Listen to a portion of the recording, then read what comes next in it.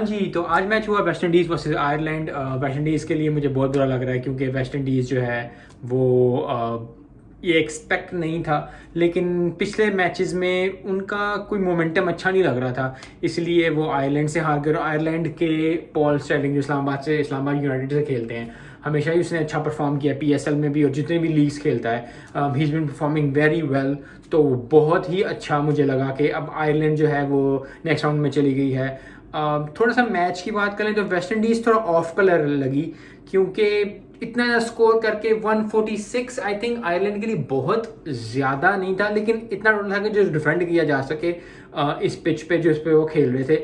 लेकिन just of colour रहना और उनको आई गेस वो जो वेस्ट इंडीज़ में फ्लेयर होता है वो नहीं दिख रहा था, और उसकी वजह से, क्योंकि हम हमेशा वेस्ट इंडीज़ को देखते हैं कि देर एंजॉइंग देयर गेम, और इवन वो हार भी रहे होते हैं अक्सर कई मोमेंट पे तो वो एंजॉय करते हैं, लेकिन इस मैचेस में जितने भी मैचेस में थे वो ऑफ कलर लगे बिल्कुल टीम, और वो बिल्कुल भी पिछले मैच में भी जब वो खेल रहे थे वो ऐसे लग रहे थे कि जैसे अभी गए और इसमें भी मतलब they're getting the runs but still they're confuse somehow. I don't know किस बात से। बेस्ट ऑफ लक उनका नेक्स्ट टूर्नामेंट जो वो खेलेंगे, लेकिन खुशी की बात यह है कि आयरलैंड अब जो है वो आ गई है। जो ग्रुप बन गया है बेसिकली बन गया है इंग्लैंड का, न्यूजीलैंड का, ऑस्ट्रेलिया का, अफगानिस्तान का, श्रीलंका का और आयरलैंड का। मैं यहाँ बात कर चलूँगा श्रीलंका और नीदरलैंड्स का भी।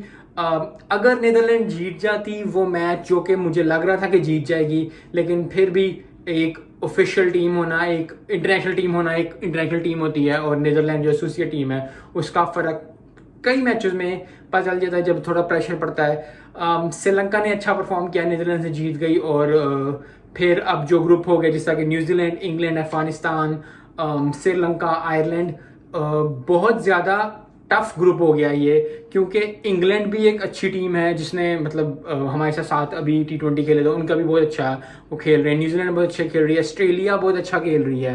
अफगानिस्तान, श्रीलंका और आयरलैंड के लिए ये होगा कि जितने मैचेस भी खेलेंगे, क्योंकि हर टीम एक दूसरे से 5 मैच खेलेगी, तो मुझे लगता है कि आयरलैंड अगर 1-2 मैच भी जीत जाती है, से कि वो अफगानिस्तान से मैच जीत जाती है, या वो श्रीलंका से मैच जीत जाए, या अपसेट करने के लिए ऑस्ट्रेलिया, न्यूजीलैंड, इंग्लैंड में किसी एक में से मैच जीत जाए, तो ये बहुत बड़ी उनके लिए, उनके ग्रुप में बहुत अच्छी बात होगी। उनके क्रिकेटिंग सेटअप के लिए बहुत अच्छी बात होगी, क्योंकि इंटरनेशनल लेवल पे आके खेलना और फिर उस टीम को हरा देना, क्योंकि T20 में आजकल कोई पता नहीं चलता। जिस तरह पॉल स्टेलिंग खेल रहा है, आई होप कि वो श्रीलंका और अफगानिस्तान को हरा दें। Best of luck with all the team, चाहे वो इंग्लैंड है, चाहे वो न्यूजीलैंड है, चाहे वो ऑस्ट्रेलिया है, चाहे वो अफगानिस्तान है, चाहे वो श्रीलंका है, आयरलैंड। बहुत अच्छा वर्ल्ड कप होने जा रहा है, जो कि पहले भी मैचेस हुए हैं वो भी बहुत अच्छे हुए हैं, और अब आने वाले भी मैचेस बहुत अच्छे होंगे। सो आई एम होपिंग कि हमें अच्छे रिजल्ट्स मिलें, अच्छी टीम्स आगे आएँ और शानदार मैच देखने को मिले, क्योंकि जब तक आप